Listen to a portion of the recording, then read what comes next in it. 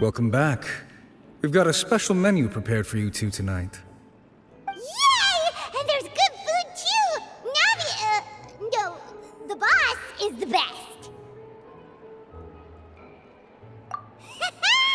Ooh, desserts! Nice! These are all Paimon's! Paimon's already starting to forget what happened today. Oh, that voice. Is that who it is? Huh? It's you two. What are you doing in Fontaine?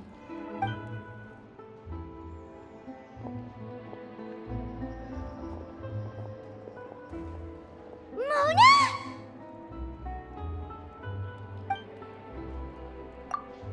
Seriously, nobody just uses a scry glass whenever they've got time to just see who they'll meet on the road. Still, we didn't expect to see you here. Wait, you're not a Fontanian, are you, Mona? Well, I have some business to attend to here, so I booked a hotel in the city. I was just out for a stroll when I bumped into you. Quite unexpectedly, if I might add. Why did you think I was from Fontaine, though? As Magistus doesn't sound much like a Mondstadter surname. Yeah, let's go with that. Well, I used to have my own surname, which was, well, some other thing. Either way, the old hag told me when she took me as her disciple that the first step to being a great astrologist's pupil was to change that name. There was nothing for it, really. She really is amazing at astrology, so I changed my name to what it is now according to her wishes. To my surprise, however, Magistus is not the name of some ancient house or clan. It isn't? Nope. Although it is used by us in place of surnames, it generally just means great. Wow! Imagine including a boast in your name. Wait, are you gonna have to put that into your genealogy as well? I reckon so. In any case, I'd give my disciple a name like this as well, if I were to one. Astromancer Barbeloth Trismegistus. Whoa, that's a long one. Does it also mean great or something? My name means Mona the Great Astrologist. As for the old hag, hers is, in plain speech, the thrice-as-great Scholar of the Stars. Just take it as a title specific to astrologists. Thrice as great?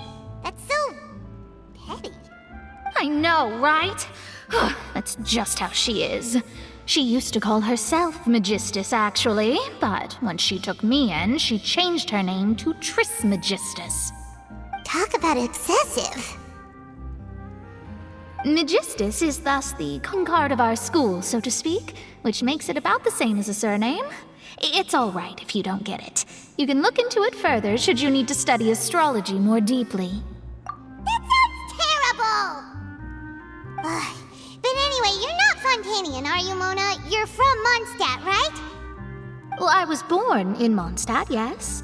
My parents migrated to Dorman Port, and I traveled with the old hag for a while, after which I settled down in Mondstadt City. Oh, that's a good thing then. At least we know you won't be dissolved by Fontaine's waters. Speaking of that, I'm sure you're aware that a bunch of things have happened here in Fontaine, right? I know you're not a local, but I'd avoid getting too close to any water that looks strange all the same. There's something ominous about it. Well, the water, I mean. That was the main reason, yes.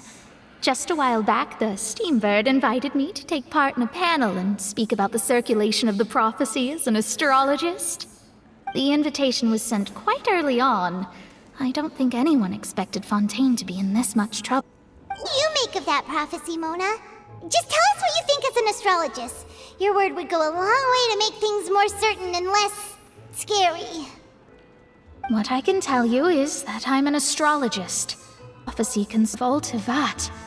Ascertaining this is akin to reading the fortune of the whole world.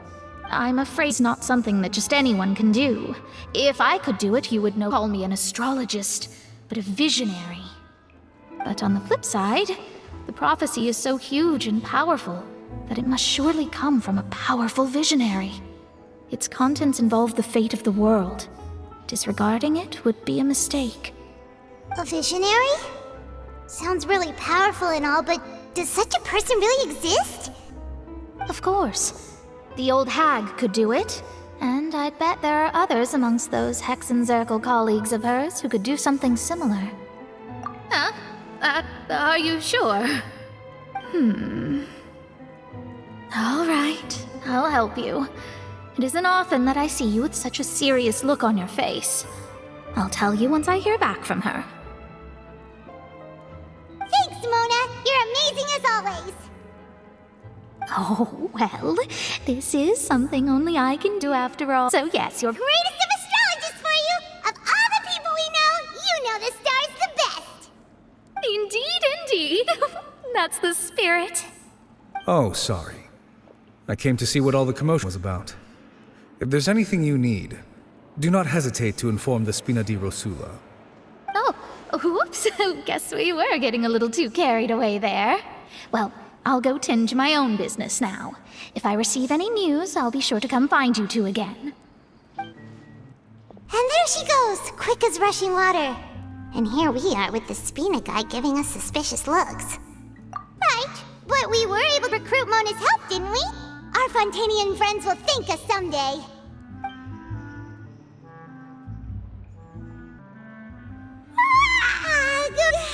To be honest, I'm still feeling kind of sleepy. But it's time to get up, traveler. We agreed to go. Let's pack it up.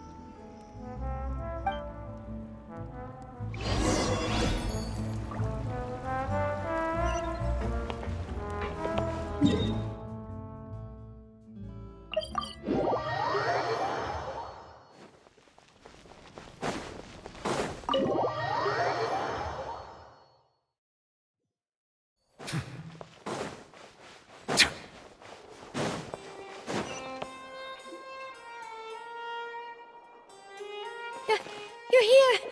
Finally! Is something wrong? Monsieur Durvalette and Lady Farina, they seem to have gotten into a dispute. Please go see for yourself.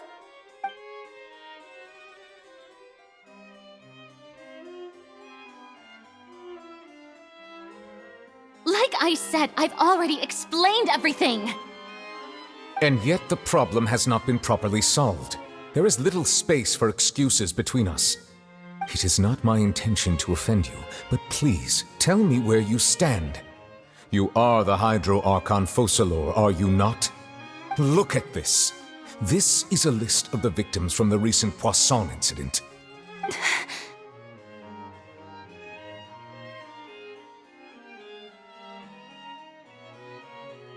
I mean, they're all...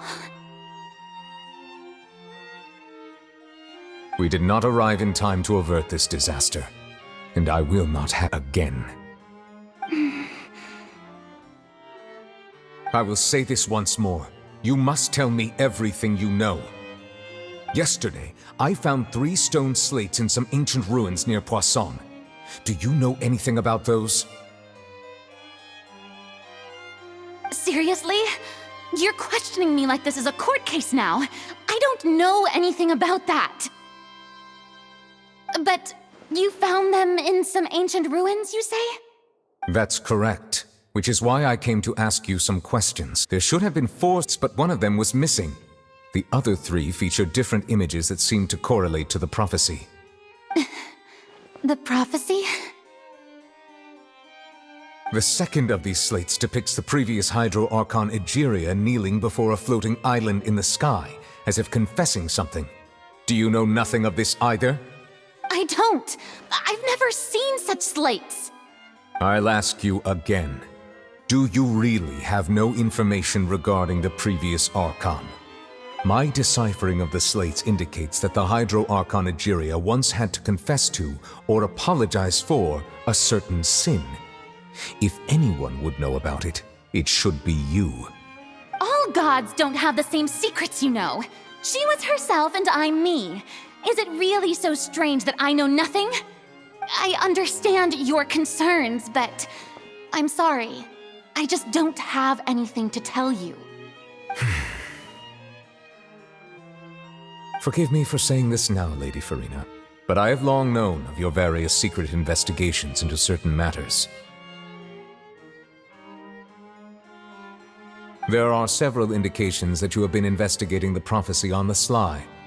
This is not strange in itself, considering that you are the Hydro Archon. But it is strange that you should also ever been as superficial as you have presented yourself to be. Nor are you a fool. And yet, your behavior is very inconsistent.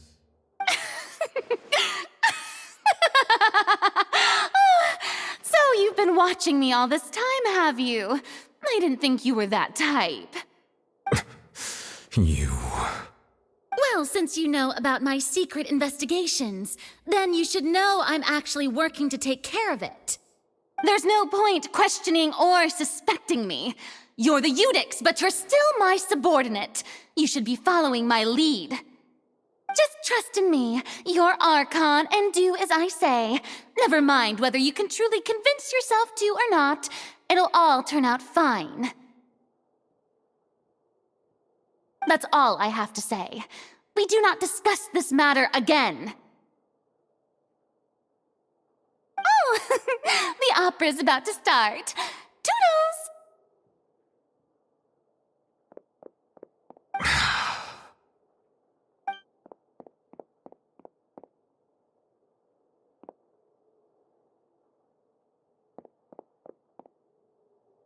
Did Farina not notice us standing by the door? Wonder what's up with her. She was smiling. Huh. She didn't seem in the mood to care if we were listening in or not. I assume you've been outside for a while now? Oh, you noticed. Seems Farina didn't even realize we were here. She was in a great panic, though I cannot discern the reason. Our discussion reached impasses time and again, a state of affairs that we cannot allow to continue. Still, I do not understand. Dialogue is the basis for understanding, so why did she keep refusing to engage?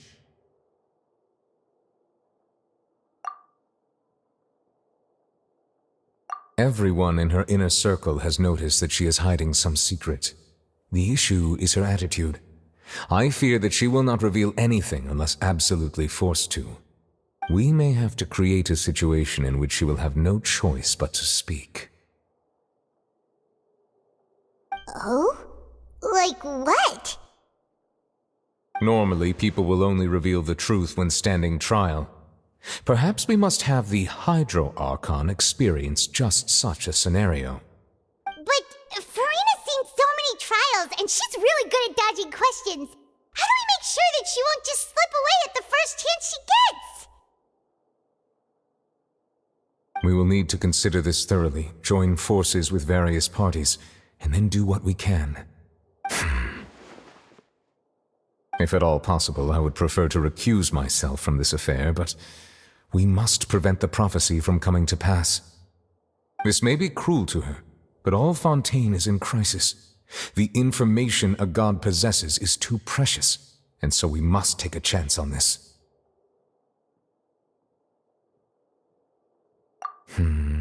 But who will lend us their aid to do such a thing?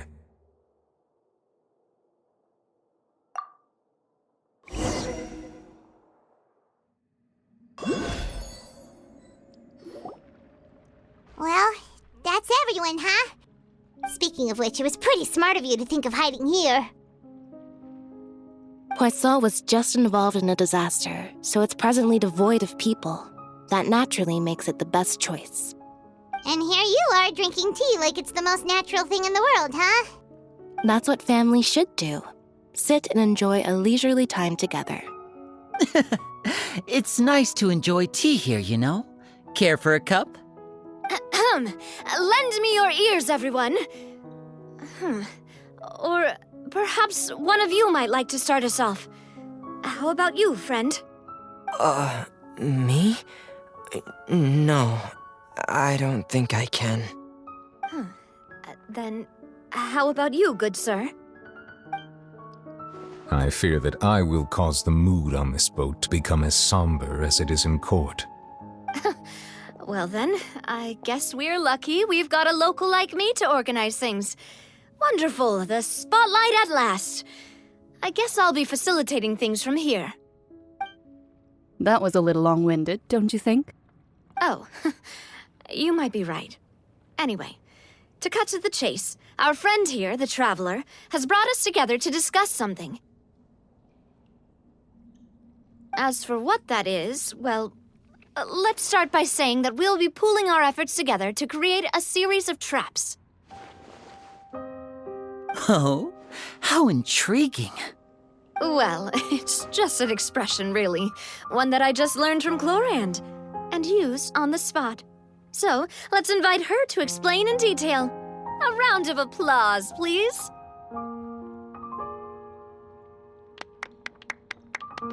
Huh? Didn't you say that you would be facilitating this? Oh, come now. Your work doesn't involve much public speaking, right? This is a good chance to practice. You might even pick up some fancy oratory tricks to impress your boss with in the future. I see. And what does my boss say?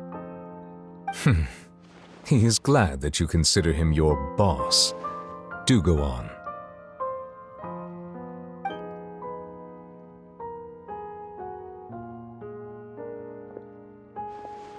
In that case, do any of you have experience hunting?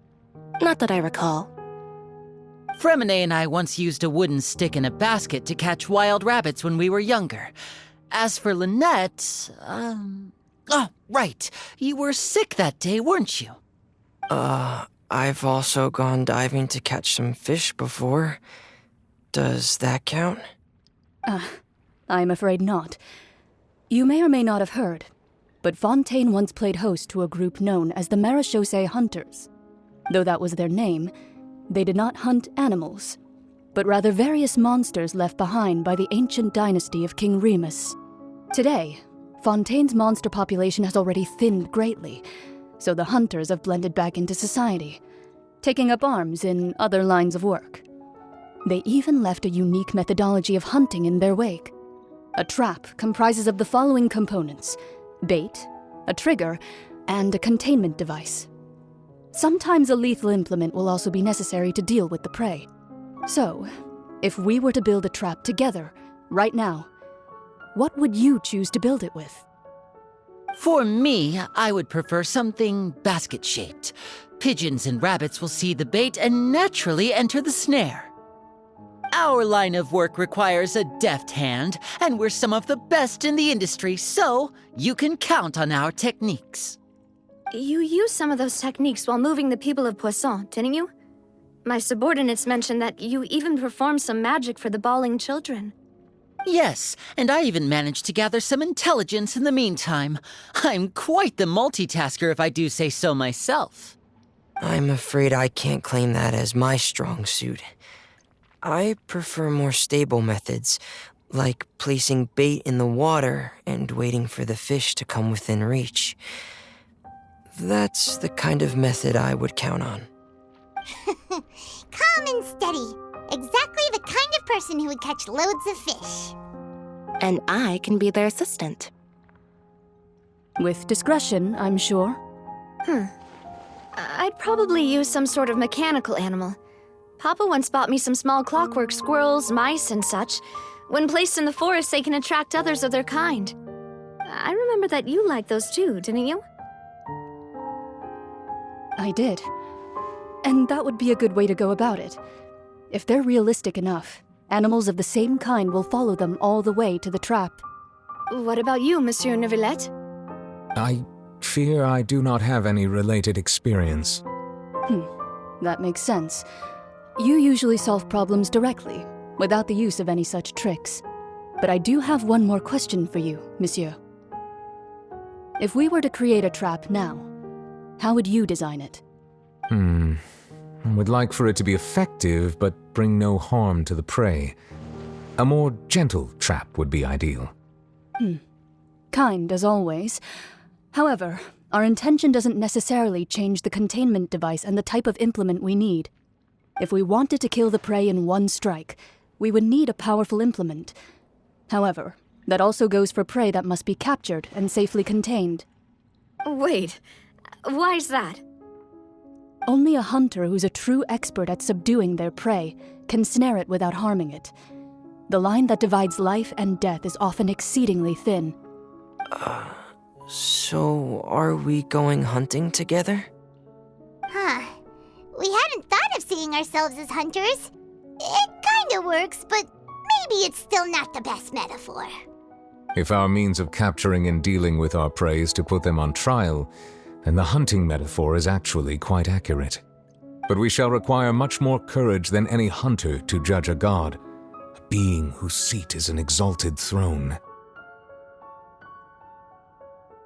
Oh, so that's what's going on. Sounds very interesting.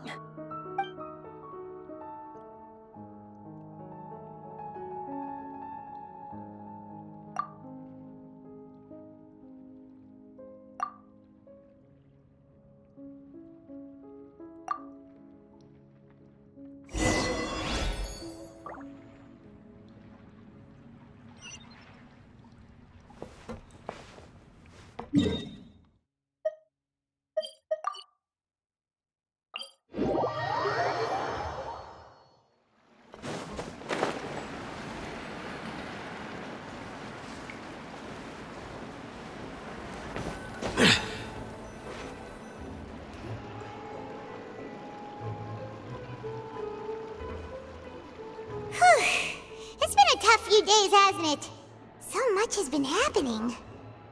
Paimon didn't think the meetings would go on for so long, but everyone seemed pretty fired up, huh?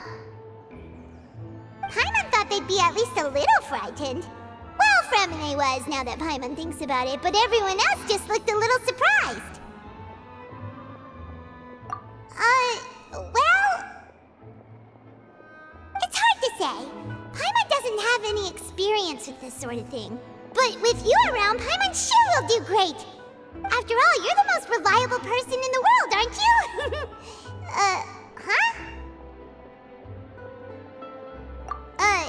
Did you just pour some tea?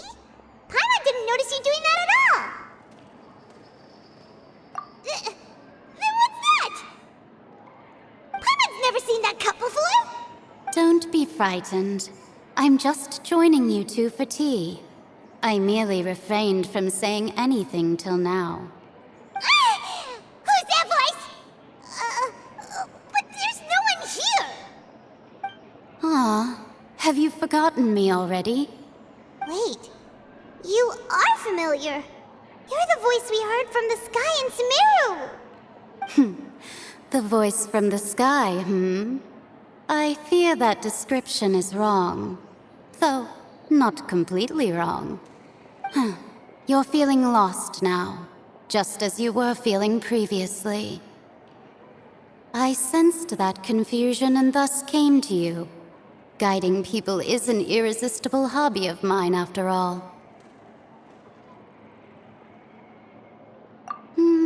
Consider me a passerby, just accepting a commission from my friend's disciple on a whim. The prophecy. Yes, what has been prophesied will be fulfilled. You may view such things as the history of the future. What?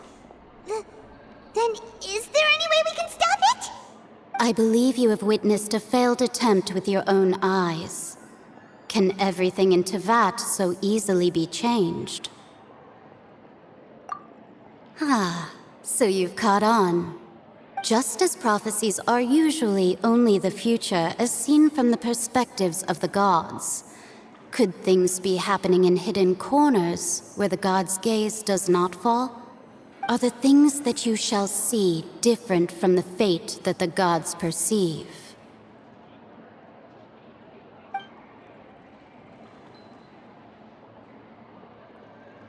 What is she talking about? It all sounds really impressive and important and stuff, but it also sounds kind of scary.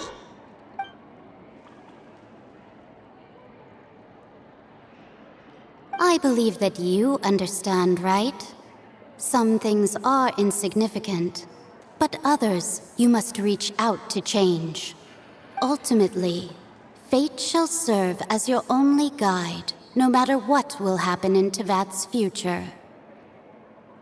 All you need to do is to play your part. This was good tea, by the way. Thank you for your hospitality. Well, that'll be all for today.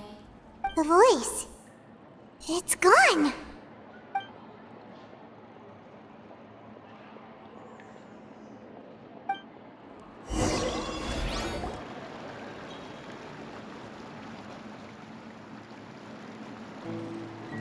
What?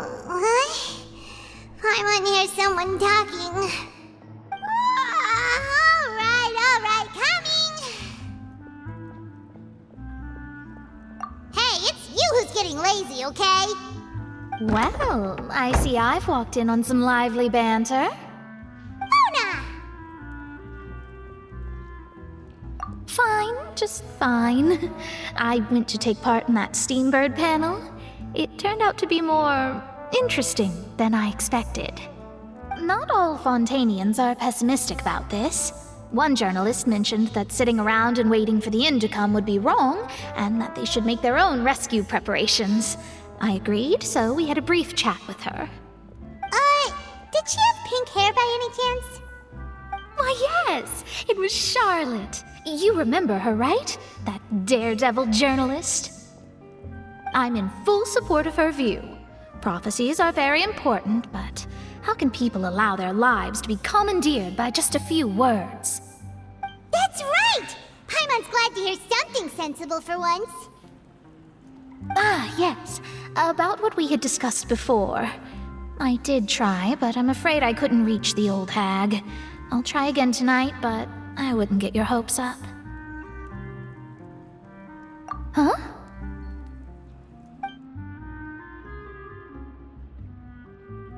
Goodness gracious.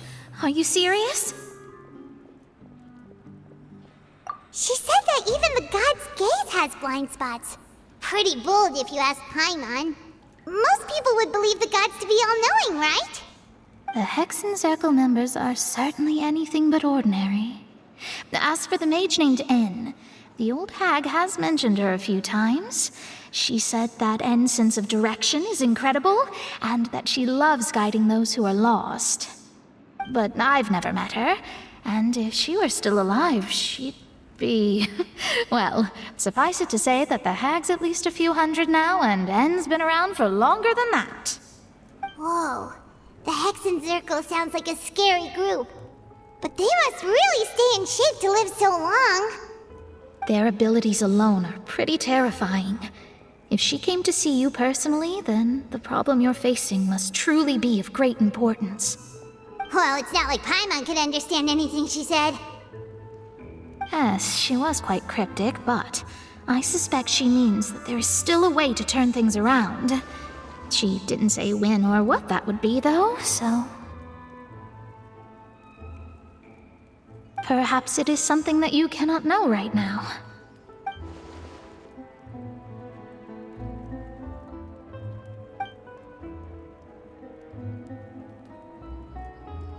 Traveler, Paimon, are you two all right? Oh, we're fine. We're just a little down right now. It kind of feels like the end is coming, you know? I see. I feel that same sense of desperation, too. I guess you could consider me someone who has often witnessed fate. So far as I have seen, it cannot be swayed. But even so, I still hope for, and believe in, miracles. Astrology is eternal and rational, but fate may not be. It is cruel, but it can also be beautiful. Perhaps that's what En was trying to tell you. Not to lose heart, and to believe that what you are seeing playing out before you is not yet set in stone. I did originally think of steering clear of all this, but I couldn't. Even if this is all futile, I still wish to help everyone. If we don't struggle to the last, then how can we face the end when it comes? Huh. You do have a point. There I go, talking about astrological principles again. Sorry about that. The moment I start talking about work-related stuff. I need to get going. It was worth trying to comfort you, even if only a little. I believe that you'll help those who are struggling in the same way I did. I suppose that might be why we always seem to meet by coincidence. Paimon feels kinda moved by what Mona said, but also kinda sad too. Hey, Traveler, Paimon suddenly feels like going outside for a walk. Let's go! Let's walk around the city, shall we? There's a few spots we always like to walk by.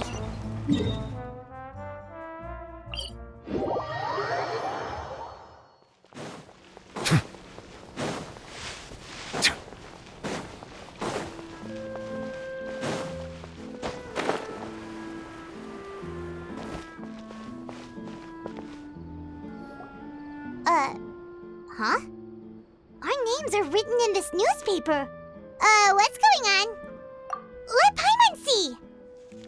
The underwater stronghold, the Fortress of Meripede, has continued in its noble autonomy, but that does not mean that others cannot interact with it. My recent attempts to enter the fortress bore little fruit. Huh. Guess Charlotte still hasn't given up on that. Thus, did an Outlander friend become the focus of this report, a blonde adventurer with their white fairy legends trailing in their wake. It is said that this mysterious traveler once visited the underwater fortress. So while the fortress's interior remains a mystery behind closed doors, do not fear, for the tales of the traveler contain surprises in spades. Journalist Charlotte's biggest scoop yet, the Traveler's Trail, World Walker. Huh. Charlotte took so many awesome photos of us and we never even noticed her! She hasn't been able to get a hold of anything at the fortress, so since we're easier to find, she's using us as the subject matter instead? Ugh, seriously? Well, fine. Those headlines and photos do look cool, so Paimon will forgive her this time.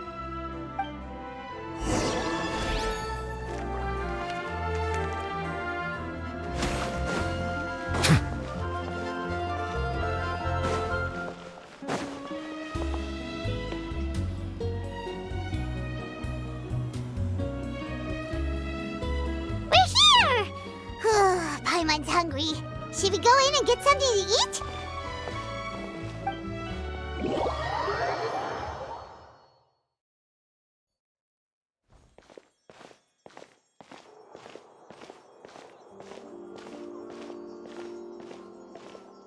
Hey, quick! Look! That's the limited edition, only 16 slices a day cake! It was so delicious the last time we tried it! Despite the tense situation we were in, let's give it another go. I'm sure it'll be great! One slice of cake, please. Someone showed up after all! Oh, wait, you're the one from the Palais Mermonia. Oh, are you here to buy cake too? It seems Monsieur Nervalette was right. You really can eat. Wait, did he really say something like that? That's right. Even he has his own preferences when it comes to food. As for me, I love the cake and coffee here. Do you come here often? Usually every day. Every day? It's part of my daily schedule, apart from work. I shall have my cake and coffee. Then what if someone told you one day that this place would be closing soon, and you wouldn't get to eat cake here anymore? What would you think? But why would it close? Well, Paimon doesn't know either, but maybe the waters will rise tomorrow. You know, like in the prophecy.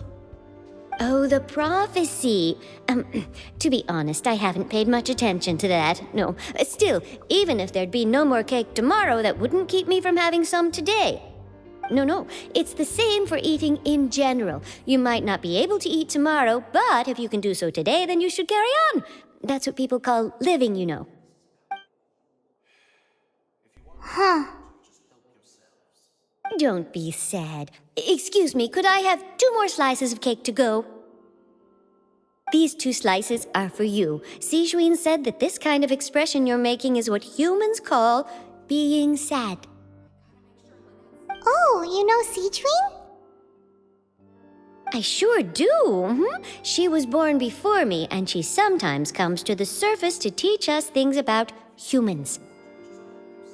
She said that humans are creatures that are saddened easily, yes, and you can only lift their spirits by feeding them delicious food. So please try the cakes here.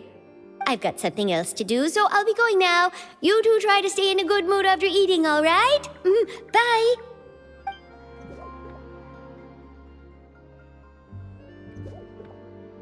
And there she goes. All right, let's dig in. Paimon's sure this cake will be delicious.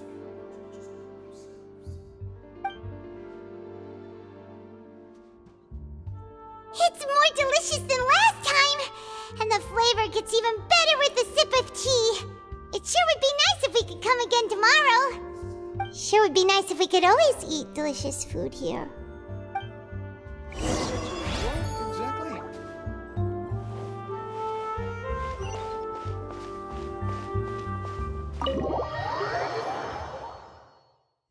Oh, we're near the Seabird office.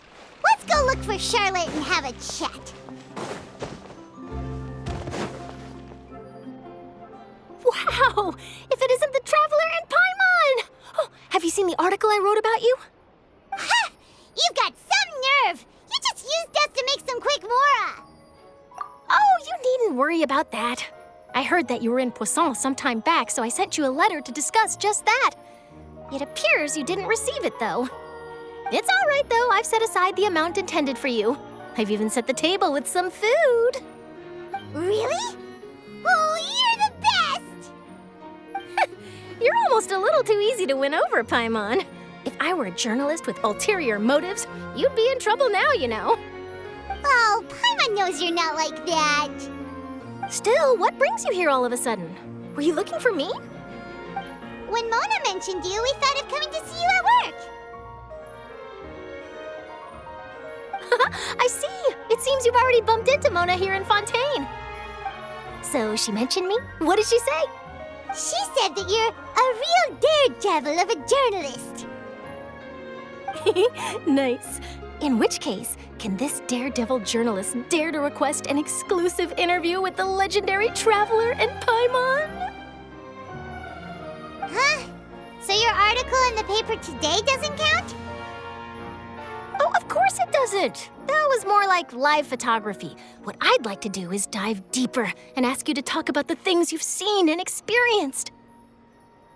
Yeah, are we even qualified enough? Why not? If I say you're worth an interview, then you're worth it. But not right now, of course. I'll need a few days to prepare. Oh, in that case, we'll just chat when you have the time then? Oh, so that's a yes? Ooh, splendid! I'll tell the editor-in-chief immediately. I'll have to apply for lighting, a venue, some props, and... Whew, so much to get done now. Talk to you later. Wait, Charlotte, Paimon's still got a question for you. And what's that? If, just for example, Fontaine were to be flooded tomorrow, what would you do today?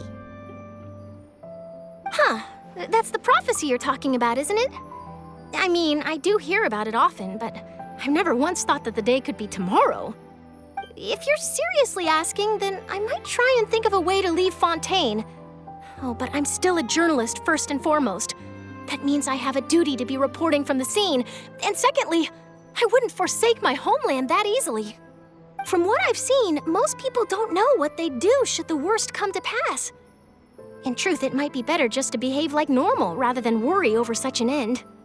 So in all likelihood, I'd probably still be prepping at the office for that interview of ours. I know what you're thinking. That sounds a bit sad, but I've always believed that it's best to do what you enjoy. Just think about it. If this nation really were to be suddenly destroyed tomorrow, but I still successfully finish an exclusive interview with a truly unique person, then the story I would wind up writing would truly be timeless. And then do you know what I'd do? Well, I'd write that story, send it for printing, and use messenger pigeons to get copies out to the various nations as soon as possible. I'm not a dreamer, nor am I a workaholic, but I do love my job, and I'd be proud of leaving such an article behind. I guess you could say that I was born to be a journalist. But anyway, that's my answer. And on that note, I'll get back to my preparations.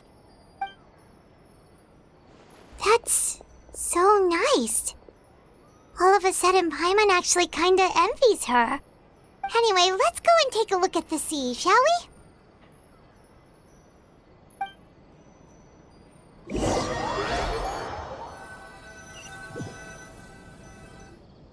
The sea breeze and scenery can be a pretty soothing combo, huh?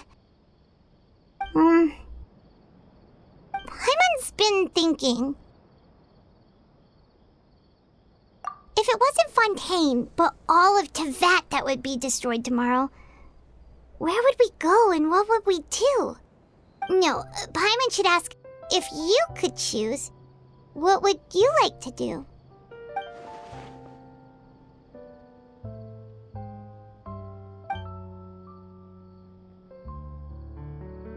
We've always been moving to the next destination, so we haven't spent much time thinking about these kinds of things. We didn't have to either, with us always being on the road and whatnot. You mean, still traveling?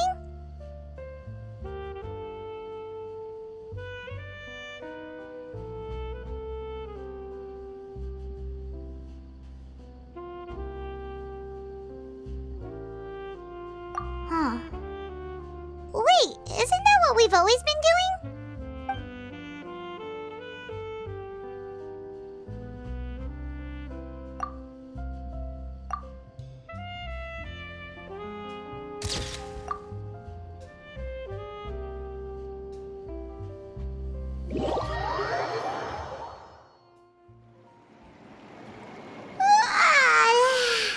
Feels like you'll grow mold if you stay here long enough. But it's still better than the Fortress of Meropide, that's for sure. It's not only damp there, but salty too. So the two of you are still here. Wonderful. Oh, you're from the Palais Mermonia, aren't you? Yes, I'm Isadora. Monsieur Nervillet sent me to look for you two before. I heard that afterward you went to the Fortress of Meropide. Not at all. I'm well aware that you're friends of his. Actually, I'm here to pass along a message from him. Yes, inside the Opera House. The Maréchaussée Phantom has declared the incident a small-scale riot. A riot? Well, that said, I don't personally think it was that serious. Lady Farina was watching a performance at the Opera House, and while she was resting during an intermission, some other audience members suddenly started harassing her, loudly accusing her of doing nothing about the prophecy crisis. And before she could respond, others started to join in. The crowd continued to grow, and protests against the Hydro Archon started to break out. So people have started to put the blame on Farina. Guess they finally found an outlet for the pressure they've been under due to the prophecy. I agree. People will naturally rely on gods, as is customary.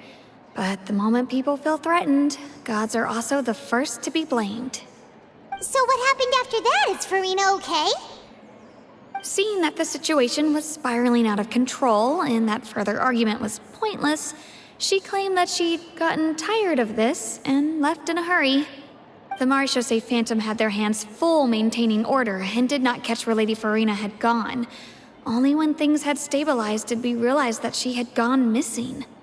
So, you mean she's still missing? That's right. The Maréchaussée has dispatched many people to search for her, but we don't have any leads yet. That said, I don't think there's much to worry about. She is a god after all. Even if she were to fall into the hands of rioters, what could ordinary people do to her? Good. Monsieur Nervillet sent me to tell you about the situation, but he didn't say anything else. Don't worry, this is more than enough to go on. Thanks for keeping us informed. Ah, is that so? Well, alright then. In that case, you two take care. I'll be heading back to the Palais now.